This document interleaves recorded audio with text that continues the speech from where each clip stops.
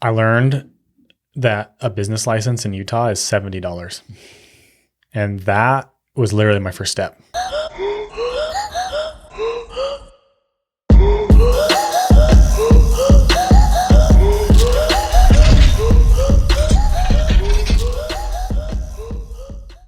This episode is sponsored by Southern Utah Safe and Vault.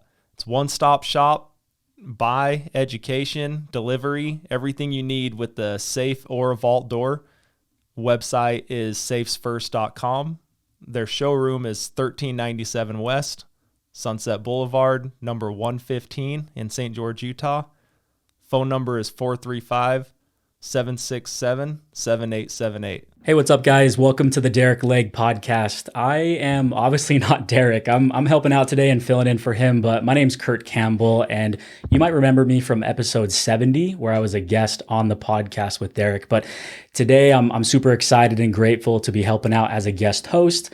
And this is episode 73, and we are in the vault today with Nathan Mielke. How's it going, man? It's going great. Yeah. Thanks for having me. For sure. And you told me we've kind of been jamming a little bit before we started recording here, but you kind of told me this is your first podcast you've been on, right? It is. Yeah. And I don't have much experience even listening to podcasts. So it's kind of spontaneous and right up my alley, I think. Well, I mean, you're no stranger to like new experiences, I think, just from what we've talked about as well, right? Starting your own business and all that kind of stuff. So, and we'll get into that, but we've been talking for a few minutes and you're obviously a charismatic guy, and I think we mesh really well. And I have already loved everything you've already said. So let's dive into it, man. But don't put any pressure on me. I know, you're great, man. So maybe you can start off and tell the listeners a little bit about yourself, your business, and yeah, just some backstory. Yeah. So my name is Nathan Mielke. I'm 33 years old.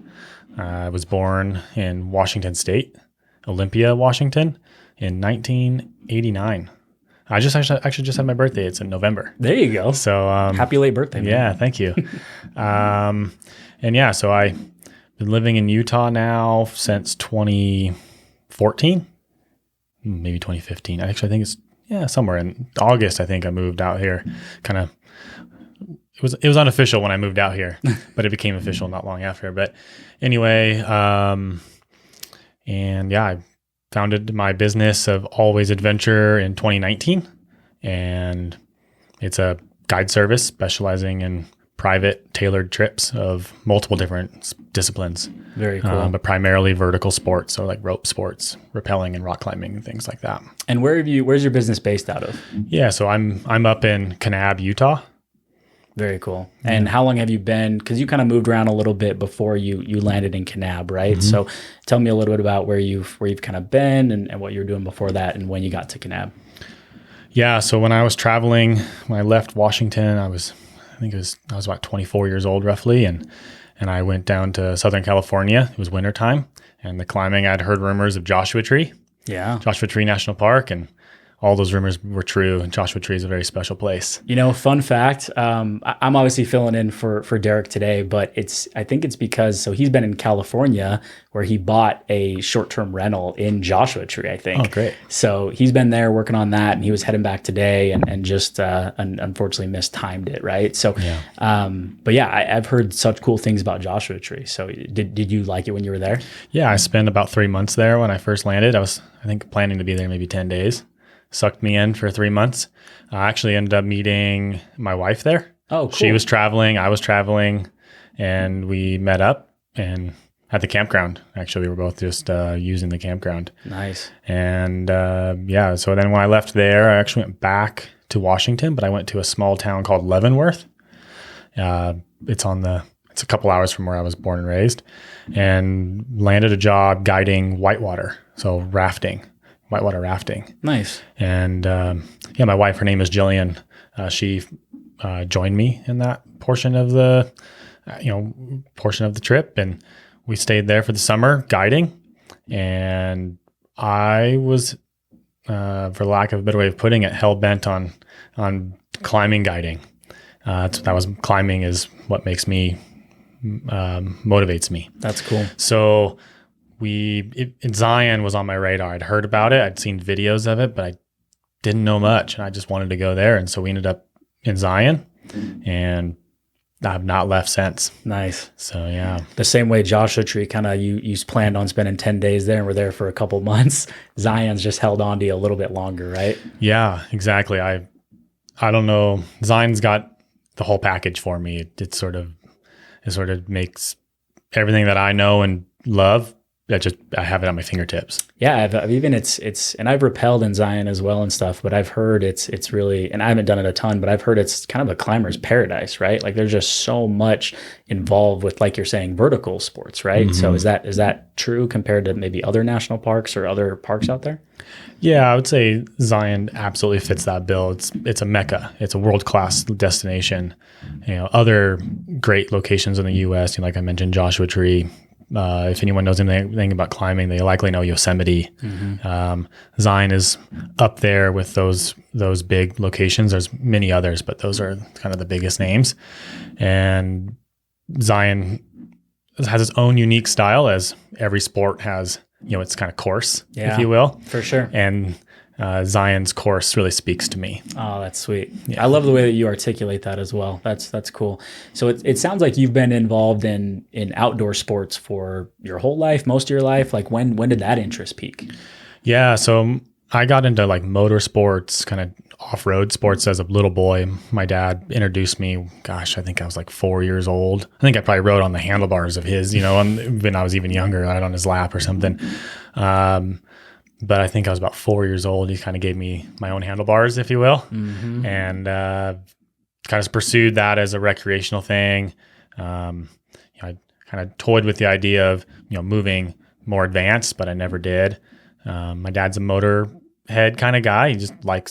He raced cars. He was involved in car racing and just liked cars. And then so I have a little bit of that, and so that sort of introduced me to like being dirty outside. Sure. Right.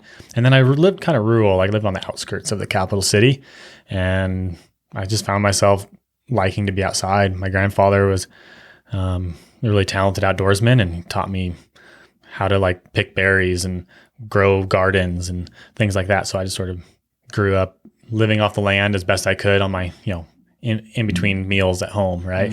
No, that's cool. And I think that also says a lot about how our upbringing kind of shapes us, right? And I think that's cool. But I think it's also cool where a lot of times there's almost kids who have that upbringing and want to like rebel against it. And then there's kids who grow up in that and want to just excel in it, right? So I think that's cool. And to me, it's all about finding your passions, right? And discovering those and continually pursuing them. It was funny, you even mentioned like when you were 4 or whatever, getting like your own handlebars. My son's like 6.5, and it terrifies me to think of him even like riding a bike, right? It's a crazy thing. No, my dad, I actually had a conversation with him because he put me on like, as young, when I was 4, I think it was relatively appropriate. 4 is maybe on the edge. It's definitely, if you, study into motorsports, like people are on Pee-wee motorcycles and stuff at 4. It's a thing. You see that. But when I was like 9, he put me on like a 250 2-stroke. Oh, man. And I'm like, I don't know, it was a 4-wheeler, so I didn't have to balance it. It wasn't a dirt bike or anything. Yeah. And that's primarily what we did was 4-wheelers, and we went to the sand. That was my dad's way of doing things. Oh, that's cool. And he taught me how to do that. And I asked him just like maybe a year or 2 ago, I said, like as an adult now, I'm like, I work with 9-year-olds sometimes. I work with younger kids than that. I work with kids a lot. And I'm like, why 9? Like what was going on? And he had a very simple answer. He just looks at me and goes, you seem like you can handle it. And I thought, that's about as good of an answer I could think of. You're like, sure, whether I could or couldn't or whatever, like we were going to figure it out. Right? Yeah. That's cool. And in his defense, like, I don't know, like I said, I grew up kind of rural. We had tractors and stuff. Like I could drive a tractor when I was 9. Like sometimes I even learned, I remember driving my dad's work truck. It was just a small, like Toyota, maybe it was a Ford Ranger. It was some small pickup. I don't remember. I was pretty young, but it was manual. And I figured out how to drive the thing into the garage, and we could change the oil and stuff. Like I was little, but I just like, he's like, yeah, drive it in here. 9-year-old driving a stick shift truck. That's so sick. Yeah. So it was like one of those things where I guess as he was able to adapt to my adaptability, which I think is pretty, not everyone has that skill, I think. Or, maybe they do, they just don't show it well. I don't know. I think there's a huge, I don't know, just while you were talking, it kind of got me thinking about just kind of the principles and ways of how we even upbring our kids and stuff, right? Like I think a lot of times we don't do enough to show trust and learning and the opportunity to fail and learn and all that kind of stuff along the way. Now, granted, I'm sure your dad wouldn't have wanted you to fail behind the wheel of a truck while you were 9, but it goes from, again, your environment and your upbringing and what you see around you and just observing your dad and your family and all those things. And then you just naturally do it, So I think that's cool. Yeah. Even my mother kind of had the same story. She's like, yeah, you just seemed like you could handle responsibility. I remember I was like home alone with my little sister one time and like the neighbor wasn't happy about it because we were pretty young. And like, authorities showed up and the authorities were like, yeah, you're doing great. Like no one was in trouble. Like it was just one of those things, like had a conversation with my mom because it's like, hey, this is a little bit outside of what should be done. The nosy neighbors, man. It's like, come on, man. It's one of those things where like all parents, I think, do things that are based on their understanding of their own kids, like have a deep understanding. Absolutely. And so, it's one of those things where like, yeah, I was young, my sister was young, but we were totally capable. Mm-hmm. I've worked with kids like that. I've taken some like 7-year-old kids in places that I may not take many adults, crazy. Just because they have the ability, they've passed all the tests, they've proven themselves. Sure. And who's to say what is right? Yeah. Each kid is unique. Definitely. Especially at that age, as we all become adults, we all kind of become muddied on our skills. Mm-hmm. Right? We all become pretty similar, but at young ages, people excel in very niche locations sometimes. Yeah, that's a cool observation and cool in your line of work as well that you can recognize that. So, kind of recapping that. So growing up, kind of rural area, getting involved in motorsports and stuff like that as a young kid, just being outdoors, living off the land as well, getting that kind of experience, right? Was your first like actual paid like job, was it outdoors or was it what kind of went from there? Yeah, my first job, growing rural farm life kind of thing, you kind of work as like chores or work, kind of deal. Yeah. But officially I worked with my dad. He's a general contractor. Okay. And he had always had some kind of needed hands, need help. And as a young boy, he'd put me to work. And I learned a lot of things there too.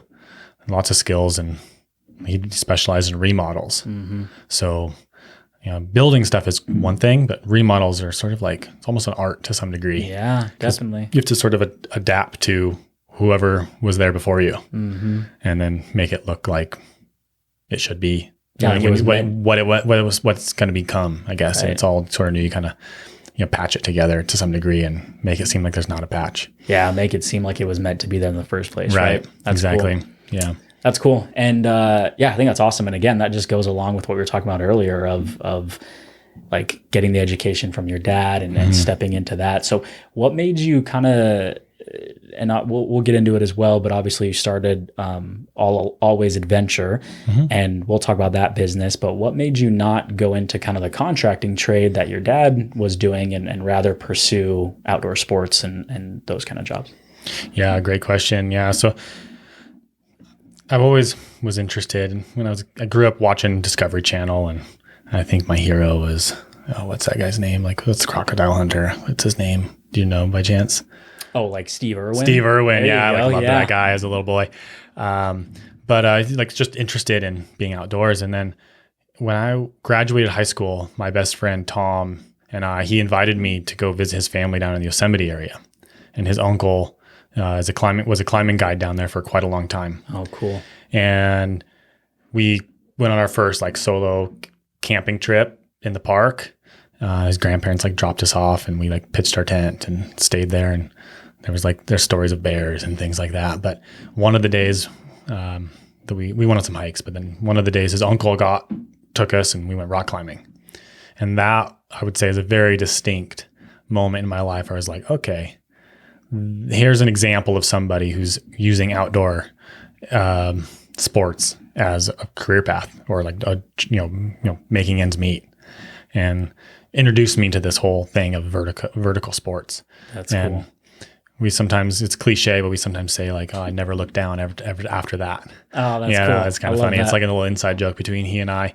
But yeah, that was sort of the very obvious fork in my life where I was like on one path and then totally turned into in a different way. That's interesting. And it's cool that I think even at that age, right? As you said, you just finished high school. I was right about 18. Yeah. Yeah. I think it's cool even at that age. And a lot of it just comes from being aware, I think, right? Like, I mean, you definitely could have taken this path into contracting, I'm sure, like your dad, and even, working on the business together with him and continuing that. But it sounds like you saw this guy and you were like, A, this looks really, really fun and I enjoy doing it. And B, holy crap, this guy's like making a living off of it. Mm-hmm. Like, you're telling me I can have this much fun every day and live, right? Mm-hmm. That kind of gets into what we were talking about earlier, where it's like, entrepreneurship and stuff usually lends it to, we don't start businesses and we don't whatever for just the money. We do it for the experience. Like, we do it to create an intentional life that we want to go live. Like, I want my day and my week and my month and my years to look like this. And I know that's going to make me happy. And all I need is the money to supplement living that life. I don't need any more, any less than that. Like, that's the life I want to live. So was that kind of like your aha moment, it sounds like? Yeah, definitely an aha moment. I don't know if it was that articulate. Being 18, right? I tell it every once in a while that I did have this hard to explain scenario where I hadn't even gone rock climbing yet. I just had been in Yosemite for maybe 2 days. My memory on it's a little vague, but it's very clear to me that I remember seeing, so Uncle Scott is my friend's uncle, and he was like at work. We happened to hike by this place where he was coaching some kids climbing. And I saw what he was doing, and I just sat and observed him because we were trying not to bother him. But he's a charismatic guy, really interesting guy, and they're doing interesting things, right? They're rock climbing. And so we're just spectating. And I remember having this that's got something about it that I am interested in. Yeah, you're like, wheels are turning a little bit. Yeah, it seems cool. I sort of had this epiphany, if you will, and ever since then, it's been very true. I kind of consider myself lucky. I feel like not everybody gets that. Lots of people go through their whole life going, I never found what I'm here for. Yeah, that's true. And when I was 18, I kind of found what I was here for. I love that. Yeah. And that's something that and again, I was on episode 70 with Derick here, and he talks about a lot that he has the safe shop that he has here in Southern Utah. And he didn't start it because he just is absolutely bonkers and loves selling safes, right? Mm-hmm. He started it because of, again, the life that he wanted to live. He wanted to be intentional about those conversations that come with hunting and guns and all those kind of things that come with selling safes. And he also just loves talking to those types of people and hearing their stories. But that's one thing we talked about, was kind of like how you said about, you were very lucky at that age to figure out what you were passionate about and kind of have that light switch, and how most people don't, you know what I mean? They go through their whole lives just working their job because that's what they think they need to do, right? And I talked about it on that episode, but I haven't come up with a good name for it, but I call it the vicious cycle. And what it is when people, they're working their 9 to 5 and then they're just unhappy and they whatever. So they try to create this life outside of their 9 to 5 that's more luxurious. They go on the expensive vacations, they buy the expensive car, they buy the big house or the big box or whatever to live in, right? And they're almost telling themselves I'm going to do all that because I want to escape my 9 to 5 and have fun outside of it. But then what happens is they get into debt and whatever. So then they got to pay that off. So then they say, well, holy crap, I'm now living paycheck to paycheck. So now I got to go get a promotion at my job that I'm already not enjoying. And now I need to work extra hard at the job I'm not enjoying. Work a position that's, teaching the thing I don't like. Yeah, exactly. Or whatever, leadership in the thing I don't like. Exactly. And it's then I work hard at that job that I don't like. I get the promotion. I get the raise. That creates more stress for me, more things that I don't absolutely love. And then what happens? Then I pour more money into my life outside of it. I'm like, well, I got the promotion. I'm going to buy the nicer car. I'm going to buy the new house. And then that vicious cycle just continues to happen and happen, right? And what I think people need to, I'm a principle guy, so I'm all about trying to pull principles out of experiences and stories. And what I think people need to do is, again, we talk about it, get intentional about what you want your life to look like, and then figure out how much money it'll take and what kind of jobs can support. I'm not saying everyone needs to be a business owner. I'm just saying if you want your life to look a certain way, then you can find the jobs and the income that support that life. And you've already decided that that life will make you happy. So it's no longer the money that will make you happy. How many people do you know that are just like, man, if I made a couple, more whatever, like a couple more $1,000s per month, like I'd be set. I'd be so happy. And it's like, no, because then you elevate your life outside of your job again and you're in that vicious circle. Yeah, no, that's the principles you're talking about there are the same, like I said, I work with quite a few families and their parents are always there. And there's some families that the conversation is very open and my lifestyle's alternative, right? I'm a rock climbing guide and it's not definitely not a financially savvy industry. If I wanted to make money, I could probably make more money like selling furniture or something. Yeah. But for me, it's not about that. I would be miserable, like you said, right? I'd get in that vicious cycle. But I tell people all the time, young people, I'm like, as long as the parents are okay with it, I don't try to parent people's kids, but I'm happy to be a mentor or a alternative viewpoint. I'm like, if you need to have fancy things, if you're a materialistic person, that's totally fine. Nothing's wrong with materials. Things are awesome. I like cars too. I like motorsports. I have cars and cars are expensive. Houses are expensive. There's lots of expensive things. And if that's something that's important to you, then by all means, go get that doctor, lawyer, those big name jobs. And, a lot of parents, I think find success or just our culture in general, success means paycheck. What's your how many digits are in your paycheck? And that equals success. Yep. And I think success is way different than that. I somehow figured out how to buy a house, own a house, and I have an acre of land.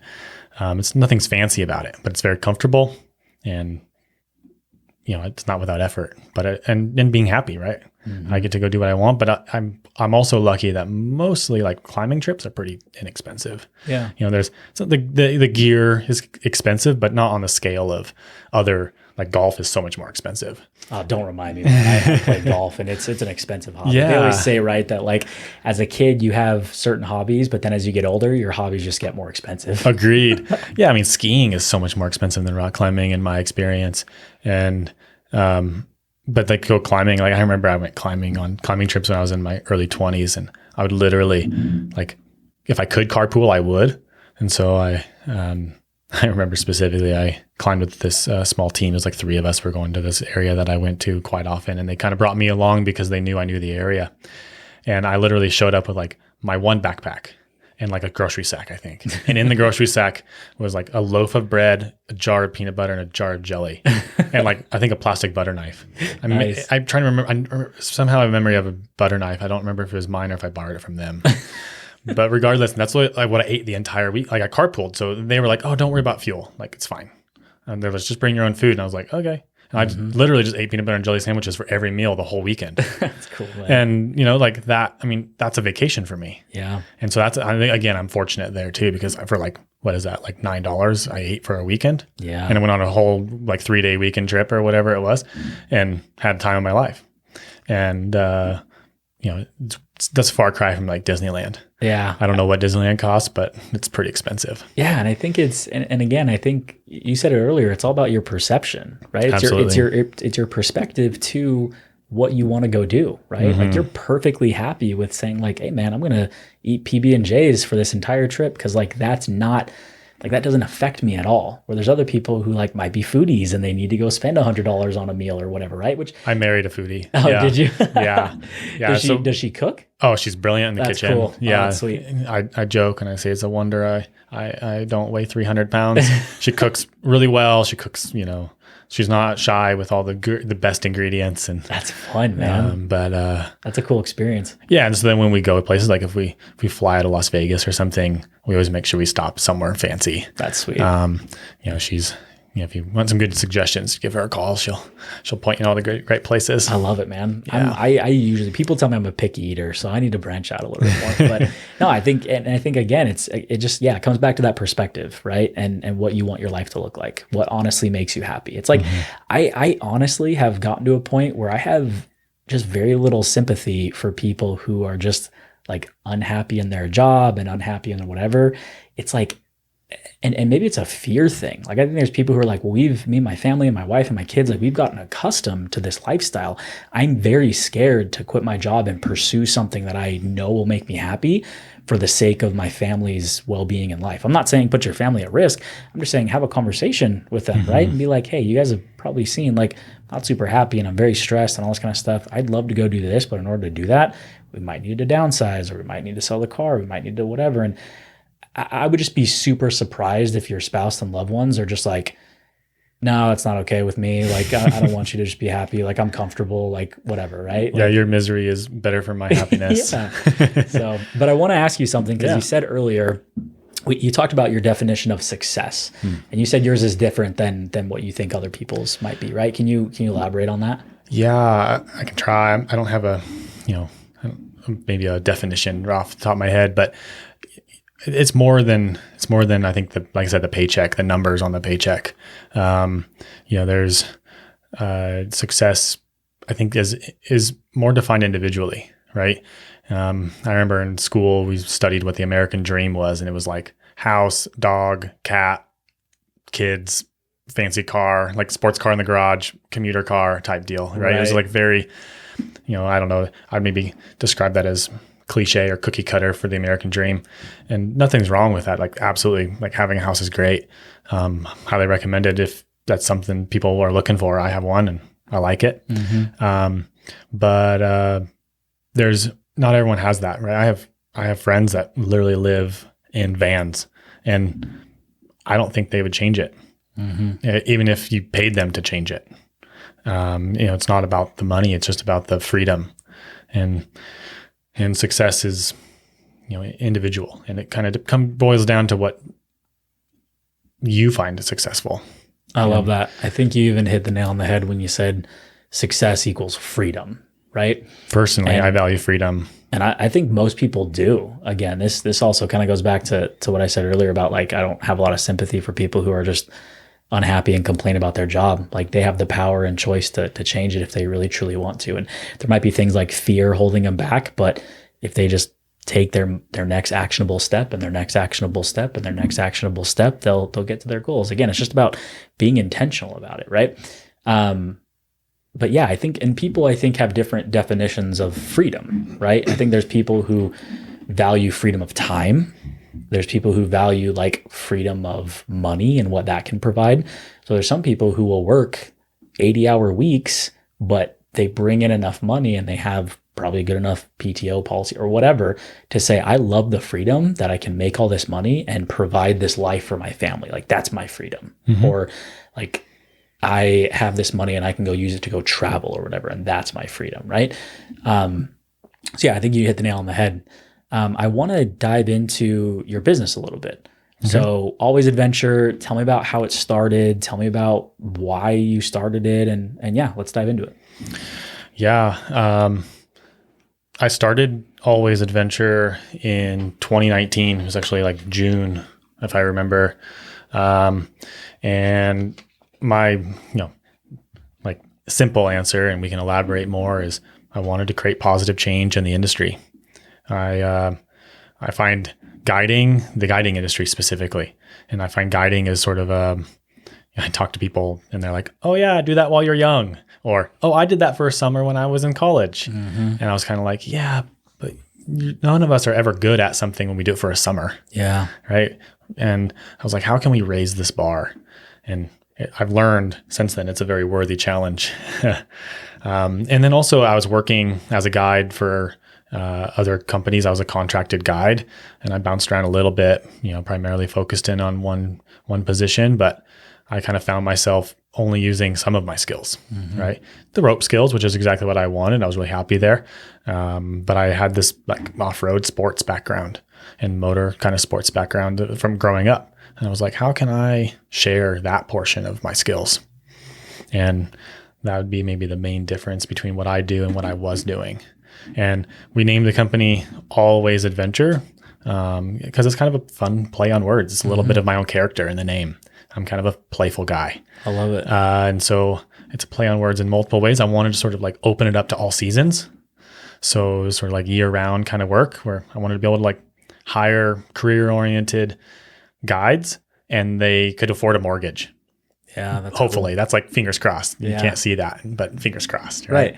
And like I said, it's been a worthy challenge. I haven't quite reached my goal all the way, but like you said, eyes on the prize, right? Yeah, I think that's cool that you have that again, that vision and that goal, right? Like you're pursuing that side of things, and it's gonna take time. It's not like we're not gonna get there tomorrow. No. But we're also in love with the journey and we see the vision.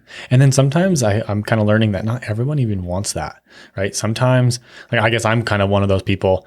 I'm learning is like I sort of like the off time, the off season. Like guiding is seasonal work.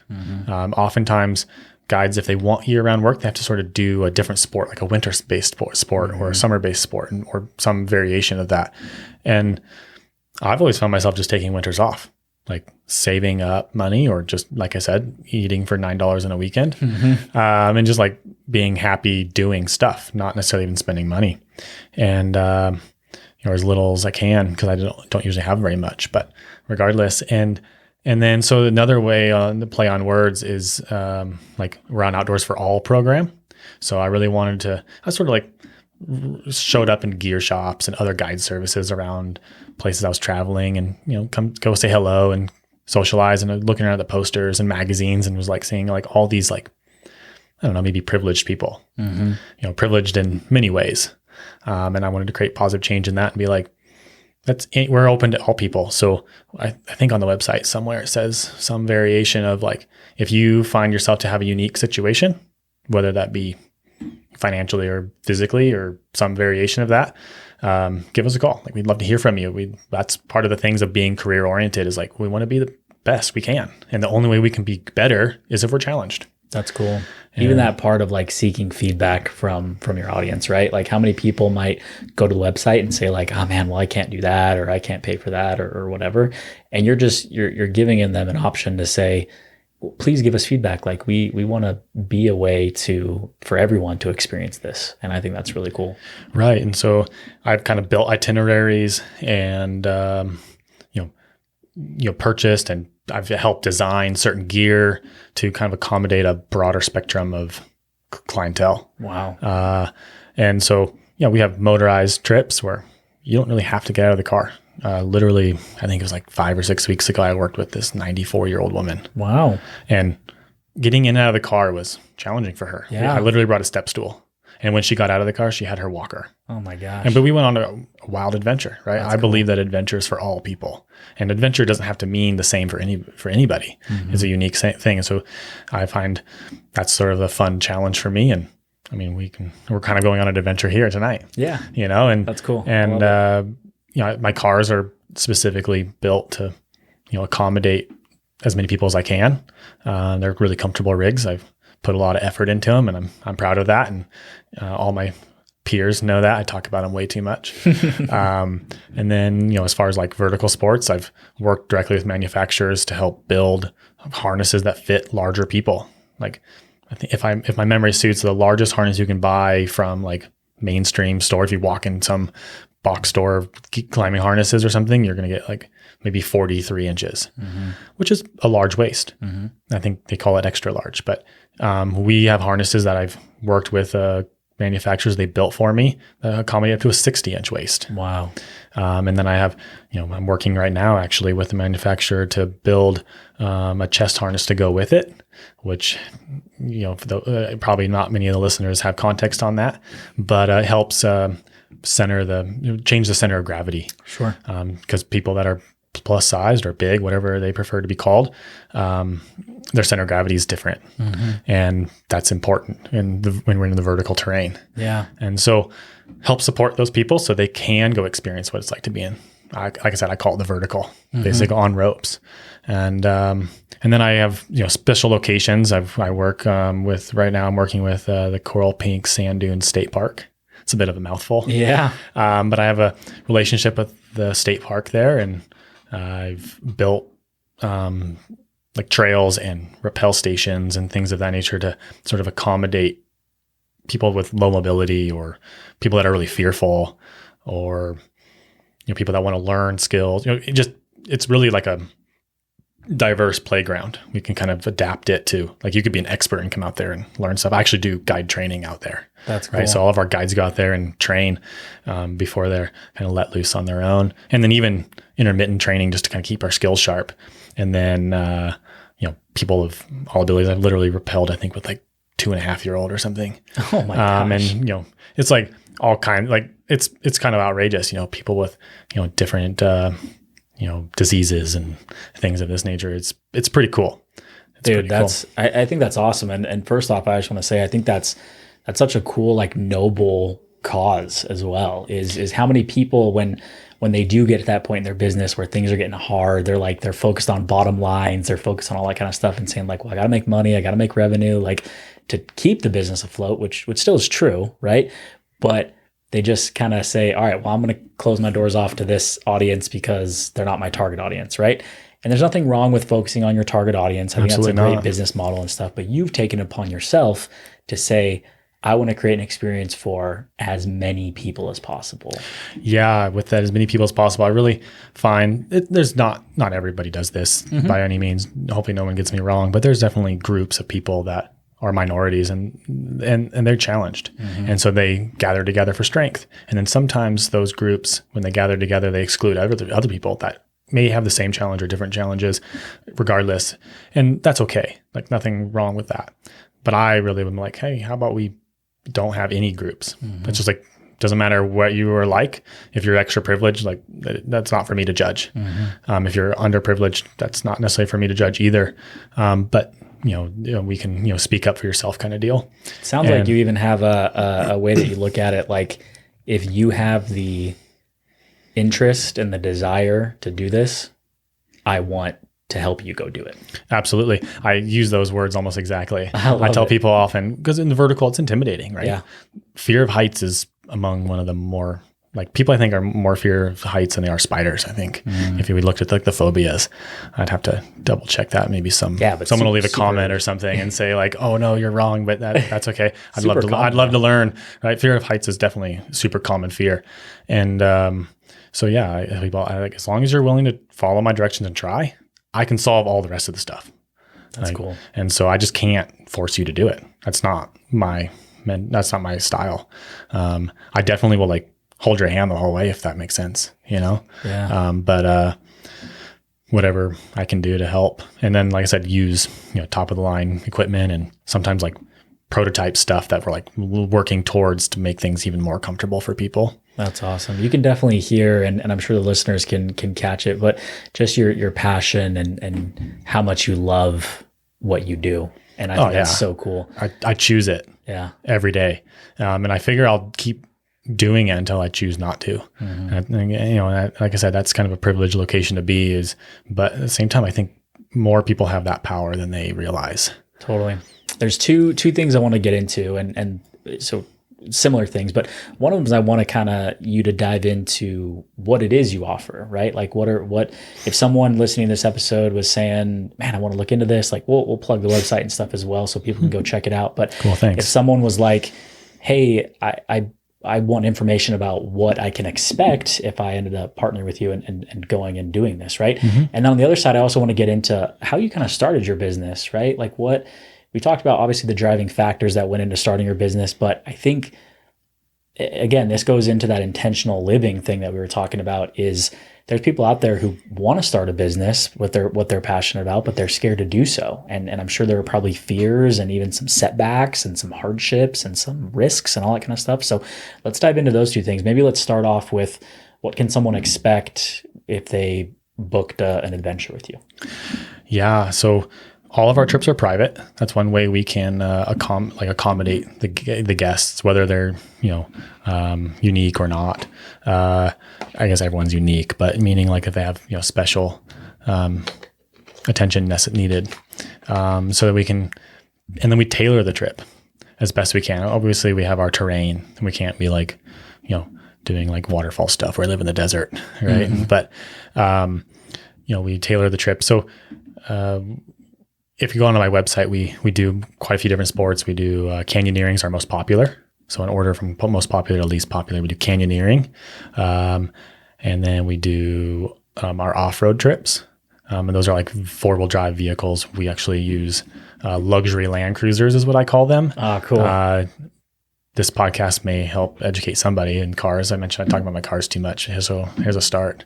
But they're Toyota owns Lexus. Yeah. And so I run Lexus Land Cruisers. They're that's basically they're a Land Cruiser basically, but their own branded Lexus.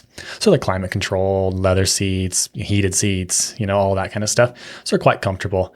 I sometimes joke. I say, well, we'll go on an adventure and your hair will look the same when we get back. I love that. Some stuff like that.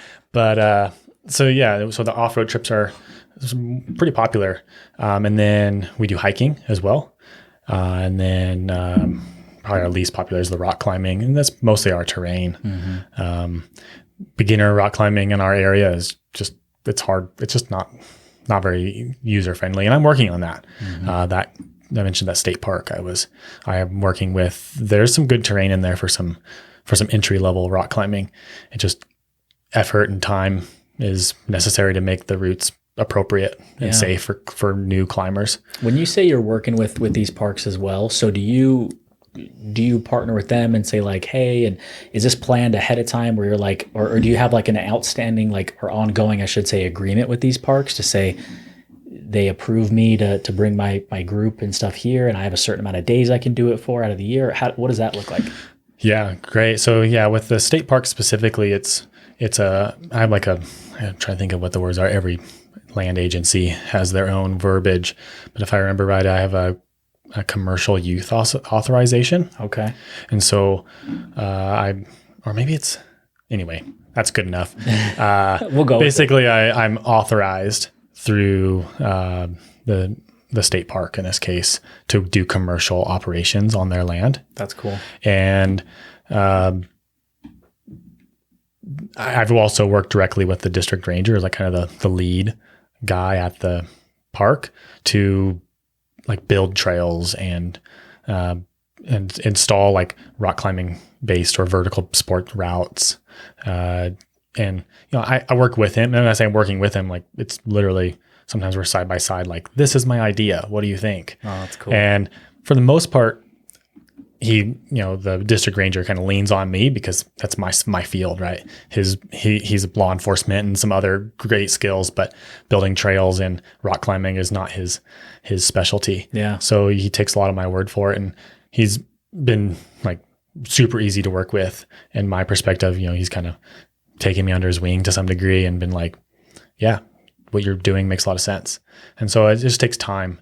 I find like developing a rock climbing route, it takes anywhere. I mean, if you're climbing like just 100 feet or something, it can take days just to get it dialed in with all the hardware and the equipment to make it safe for someone to follow you. Yeah. And then it can take even more than that depending on the environment, right? Sometimes building a trail is lots of shovel work and moving rocks and things like that. So, and then that's just one route. I think that's also a piece of the puzzle that a lot of people like take for granted, right? They just don't. It's interesting when you get there and it's all set up and you're ready to go and all that's there, right?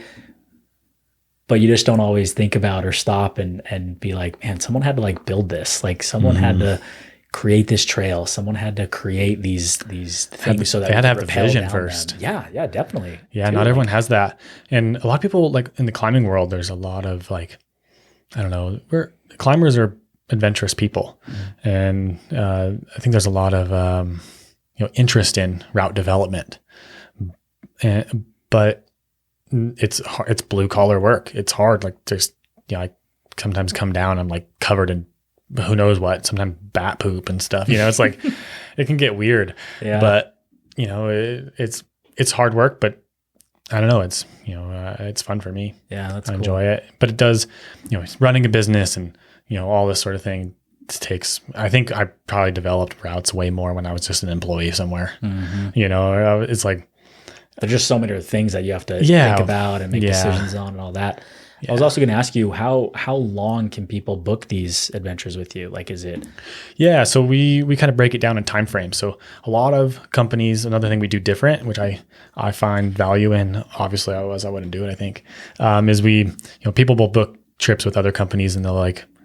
For each route, you sort of pay a fee, like, say route A is X and, route B is $20 more or something. Right. And for us, we're just like, hey, how much time do you have? Like, so our shortest trip we do is a half day. Okay. And it's like 4 hours long, maybe a little more, 4.5 hours. And, that's a per person rate. And then we'll just take, like, in their tailored trip. So we'll meet with you on the phone. We do a little bit of vetting, but we could just talk to one person of the family if we're working with a family, for example. Yeah. And so we'll get like a little bit of like, hey, what's your group looking for? And people will say, oh, I'm most interested in canyoneering, for example. And I'll be like, okay, cool. Make that note. We'll make sure we bring all that gear. And then, and when we meet the family or the team, then we have another meeting. Like the guide literally just kind of talks to them and say, hey, this is what canyoneering means. What do you think about that? What do you want to do? What did you see on the videos? What is your experience? And then we also take into account the weather, the current conditions. Canyoneering conditions change, can change very rapid. And so we take all that into account and then we match people with the best route for them. That's cool. It sounds like it's such just a unique, tailored experience. And again, that goes back to us saying like you found your niche in the customer service side of it and just creating such a cool experience and an inclusive experience for your guests. So right. Half day is like the shortest you do. What's the longest that people can do? Yeah, we'll do multi-day trips. Okay.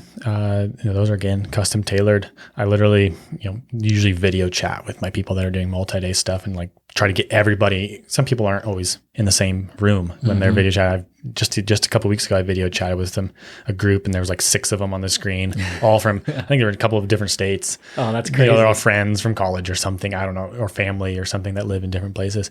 And then we all get on the same page, and I literally write an itinerary based on their experience level and their goals they have for the trip. That's super cool. And yeah, it's fun. I love that. And again, I think it's so cool what you do. And I think a lot of people can appreciate that, right? I think sometimes people, again, going back to like the building trails and building all that kind of stuff, like sometimes it goes unnoticed and unappreciated. And I think it's the same in business, and especially how involved and how unique you create your business in that way. It's almost cool to talk about it so people can hear that side of it. I'm sure when you talk to guests and stuff and they can feel it on your website, and when you're talking to them over the phone, they're like, man, this guy's going to take care of me. This guy's going to create a really cool, unique experience for me. It's not just the normal. I mean, we talked about cookie cutter, right? But there's probably even some cookie cutter like guides out there that are just like, absolutely. This is what we do. This is our product. And here you go. And there's a place for that. And if I'm honest, being cookie cutter would be so much less effort. Yep. So much easier, right? Yeah. So much like developing a route so that I can guide it is like the most ineffective or inefficient way of doing things. Like there's so many trails that are established, but we're going to see a lot of people on those trails. Yeah. And, when I'm building itineraries or, doing things, I'm doing my best to take people to off the beaten path routes. Many times I have people being like, we didn't see a whole person all day. I'm like, yeah, I know. That's normal for me. Yep. That's cool. And there's always exceptions to that. Like I don't always take everybody to those places because not everybody wants that. Mm-hmm. I've had people be like, this is too quiet out here. I don't like this quietness. Like, not that they didn't like it, I wouldn't say, but more just like, they just don't have experience there. And it sort of is alarming to them. Yeah. They've just never been somewhere that, there's some of the places we work are like probably top 10 most remote places in the country, continental US. That's wild. It's like, and we can do that stuff in like a full day. Mm-hmm. Like, an 8-hour day, we can go, be like 15 miles from the nearest paved road. That's crazy. Like how do you, like some people don't know that exists. Yeah. It's pretty cool. And then rappel from there like 5 times. It's like, well, now the only way you can get to this location is drive that wild road, hike the trail that doesn't really exist. It's like a game trail that I like kind of remember the couple trees and the couple, landmarks. Like a couple of landmarks. You're like, people are like, are we lost? I'm like, sorta. You're like, but I remember this, so we're going to keep going this way? Yeah, like, I have that bearing. See that mountain 3 miles over there? We're going towards that until we find a hole in the ground. That's awesome, man. It's like sort of navigational routes. And then once we're in there, we do rappels. It's like, we could be next to an interstate and do a rappel, and then you're remote by terrain, right? The only way you can get into that place is to do, like, if there's a example and be like, well, now, if you called EMS, they have to rappel, which is a skill, which takes effort, which takes time, which means that's just kind of how, remote activity works. So now we're like far away from anything civilized. And then now we're adding complex terrain to the equation. Well, which also says a lot about you and your guides, right? Because again, it's just because of that, you also have to have such a higher level of efficiency and training and profession when it comes to that, right? Because of what could happen. So I think that's cool because it also says a lot about the caliber of person that you are and the caliber of person you work with. That's exactly it. When I mentioned career-oriented guides, I think I might be the youngest person at my company. How many are you, by the way? What size? Yeah, we're just 4 people. Okay. So it's me and my wife, Jillian, and we're like the managers. And then I have 2 guides. That's cool. 2 lead guides. And so, I literally would trust my guides with my grandmother. She's fragile. Yeah. It's they're those guides are brilliant. And so, that's exactly right. We do train, right? We're medically trained for anything that if things go wrong sometimes, right? We're in nature, people fall down. I literally tell people, I'm like, watch your step. The twisted ankles, trips and falls. That happens sometimes. Yep. And most of the time we get away with it. But every once in a while, people fall down and they don't get up right away. And so we can manage that. And then additionally, like we're working at height. Like we have big consequence. If something goes wrong, it can be the end. Absolutely. And so, we take that very seriously, and we, like I said, we use high-end equipment and know exactly how to use it, and the limitations of that gear too is super important. That's amazing, man. I want to transition a little bit and get into, again, kind of the building the business side of it, right? And even kind of focusing, and we'll pull out some of the principles of that as well, but maybe talk about even just your mindset of saying like, I want to do this. I want to go on my own. I want to start my own business.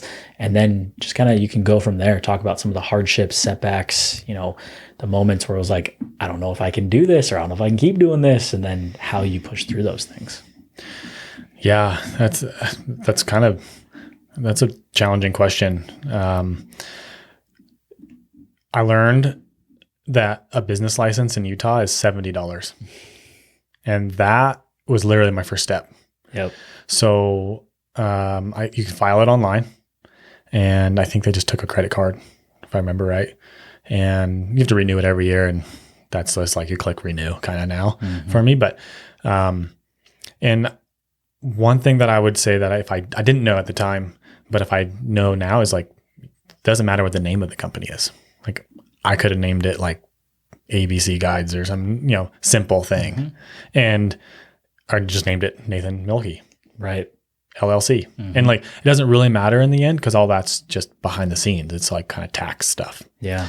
And then after that, it depends on the industry. Like my industry, the biggest challenge I would say like behind the scenes is like permits and insurance. Those are, the insurance alone is outrageous. That's, if I would probably like double my salary if I didn't have insurance to pay. Yeah. Again, because you're working on these extremes, right? Yeah. It needs to be in place for those things. So yeah. And then permits is just a lot of red tape. It's just figuring out what you want. And the land agencies, at least in the guiding industry, the land agencies are like, they have to know where you are, not necessarily every minute, but like kind of what you're doing, how you're using the land. Yeah. And they just want to know that. And then there's fees to that. They're not big fees, but there's fees nonetheless.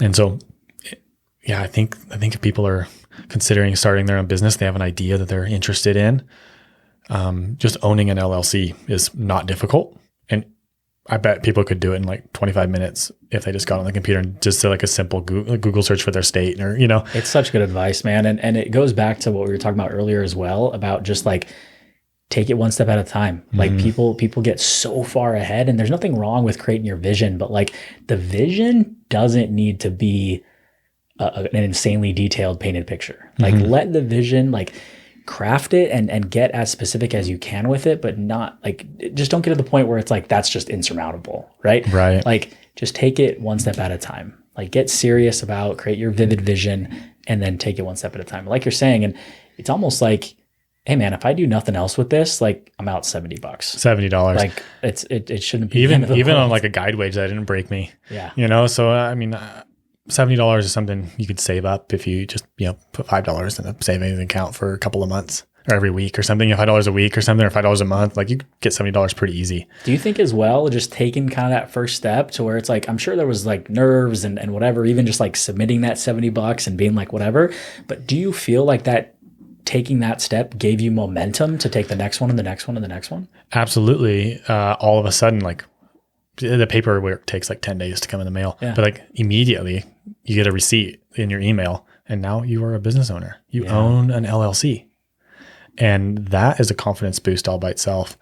Another piece of advice that I thought of while you were chatting is like, ask questions, right? We all know somebody who owns a business. And if we don't know them directly, we all interact with businesses all the time, like countlessly. And like, just straight up ask. And the worst thing they can tell you is, I don't have time for you. And if we can, taking that not personally is hopefully, something we can all do. That's a good skill to have, right? Absolutely. Taking a turn down, not personally, and then move on to the next person. Like, I don't think I can think of a business owner that didn't offer me something, right? Maybe it wasn't what I was asking, or maybe it wasn't, the answer I was looking for, but there was value nonetheless. And, very few people are stingy enough in their like experiences. People aren't, people are happy to help generally. I'm always surprised by just even in my network of knowing a lot of business owners and all that kind of stuff. It's like, I am always surprised by how much people are willing to share. Oh, to get to absolutely. this point where it's like, again, because they've created their life intentionally, it's not just about the money and all that kind of stuff. Like, they're just more willing and want to give. Right? To give back to people. It's like, I have this amazing life I've created for myself. All I want is for other people to do the same. Yeah. And if people are feeling like competitive, if they're like, want to start a car salesman or car auto sales or something, and they're like feeling competitive, like don't go to a car salesman. Like, you can go to boat salesman or, something else, like a similar industry that, is, has a very similar, like you mentioned, principles, like similar principles, and just ask questions. I'm a big believer in principles are transferable to different applications. So like being able to pull the principle from somebody and apply it to something else is huge, and it's totally doable. Right. Well, that's awesome, man. Any, I guess, hardships or setbacks that you kind of face with starting your business? Yeah. I mean, owning a business is not simple. Especially if if you're trying to grow it. Like, if it was just me, it would be much simpler. I could like manage my own schedule, and just the resources that I need would be much easier. Growing, I'd say, is the biggest challenge that I am dealing with currently. Just trying to figure out what growth looks like, what do I want in the growth, and then, how do I manage it at the same time? Relationships are challenging in my line of work. I'm sure every business has this, where they have, resources that they need, right? So, like land agencies, land managers, I've worked with a bunch of different land managers, national parks, national monuments, BLM land, state parks, and each one of them surprisingly they don't seem to like be on the same page of what their process works. Even if I work with like one national park and I just call the other national park, because I live in a place where there's more 3 national parks within an hour of me. Yeah. They're not the same. You would think they would all chat and be like, "Hey, that application looks slick. Can I steal that?" Yeah, it's like best practices, right? But it doesn't happen between all of them. Yeah, and in their defense, like the land is different, so it's got to be managed different. So in their defense, like, it kind of makes sense in the end. But it'd be nice from my perspective. It's me being selfish. Yeah, in a rightful way, right? But yeah, let me ask you this as well. What do you love about owning your own business? The creativity. Yeah, I get to sort of like have creative opportunities and kind of morph. I don't know. I had a mentor of mine describe, like, in his position of work, he moved up and he grew in the business or in his industry with intention to like make positive change, and that really spoke to me. That's kind of where that came from, and that's as a leader in my industry, I get to kind of have a say. That's cool. And that's super powerful for me. And super rewarding as well. And then also, I think just mentorship. I have a passion for teaching. But when I was in school, that's what I thought I was going to be as a school teacher. And I found myself as an adult teaching sports, outdoor sports specifically. And I wouldn't have guessed that in high school, but it makes total sense now. My teenage self is like super proud. That's for sure. Cool. I love that. Yeah. Well, we've been jamming, man, for a little over an hour. Whoa, that went fast. I know, time flies, right? Yeah. But it's been such a blast talking to you, man. And again, I appreciate you coming on and sharing your story with everyone. I have like a final question I want to ask you, and it's kind of something I've been pondering throughout the episode. But you've said it a couple of times about positive change, right? And wanting to create positive change. What advice would you give people to go and create their own positive change? Wow, that's a big question. Wow, I'm not entirely sure. Or maybe in another way to ask it, how do you go about, like, what are the principles that you use on how you're going about creating positive change that other people could also take away from? Yeah, that actually helps rephrasing that. I kind of look at my experience, right? I have experience in guiding. I'm not just brand new and started a business. It was like I worked in the field and was sort of on the other side of the table, if you will, as a staff. And I was like, well, what did I like that I had? And what did I wish I had? And what didn't I like? And I sort of lay those three things out. And I cut the ones I didn't like as best I can, right? There's certain things about everything, right? If I could just like get paid for not going to work, that'd be even better. Right. But we got to go to work, right? You got to get up early. Anyway, got to be outside, which is not always a bad thing, but it takes effort. Mm-hmm. And then, what did I like, and keep those things if I can. And then what did I wish I had? I love it. And if I can, bring those things on. And then I also work, I have the luxury of having awesome staff, but I work with them directly. Like, how can we make ourselves better? Make our the things we're doing better. And there was a recent quote. I'm going to butcher the quote. I have no idea how the actual quote goes, but the principle of it, like you mentioned, is people will sometimes have a problem, and when they solve the problem, they stop. And somehow the quote goes down the line. I forget exactly what words they use, but something like creativity or brilliance or genius or something, that moving past the problem solved is continuing to better the solution. And so that's something that I try to do, put cognitive effort into being like, well, I'm doing this thing that's working well, but can I do that thing well, even better? I love that, man. And I do my very, very best at that. That's cool. Well, I applaud you for that, man. I think that's awesome. And I think I can definitely feel it just by the way that you talk about it and how you run your business. Mm-hmm. So I think that's awesome. Again, man, thanks so much for coming on. How about you tell the listeners kind of the best way to find out more about you, find out more about your business.